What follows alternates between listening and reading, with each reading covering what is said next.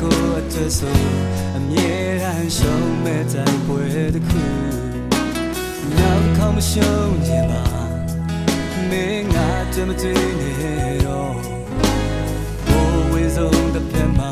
နေဘဝကိုပြန်သစ္စာမင်းကြောင့်ပါမပြောရပါဒီလိုအဆုံးသတ်ဖို့အကြောင်းရှိခဲ့လို့ပဲဒီလိုဇတ်သိမ်းကိုပြညာထားနောက်လူရင်မပြောနိုင်မှာငါနောက်မလာနဲ့တော့အခုလိုပြောရမချင်လို့မဟုတ်ဘူးနော်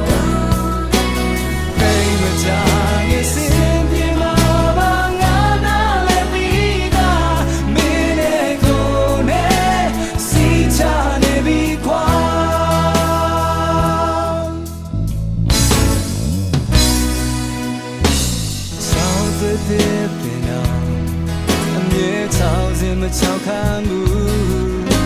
တနေ့တော့မိုးတဲ့မှာအမွေဆုံးပန်းများပြန်လာလို့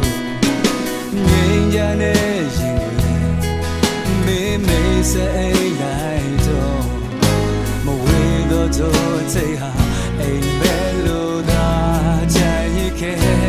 မင်းကြောင့်သာမပြောရခဲ့ပါဆုံးသတ်ဖို့ကြောင်းရှိရဲ့လို့ပဲမလို့ဆန်းနိုင်ရဲ့သူကကြနောက်လူရဲ့မပြောနိုင်ပါငါနောက်မလာနဲ့တော့အခုလိုပြောရမချင်လို့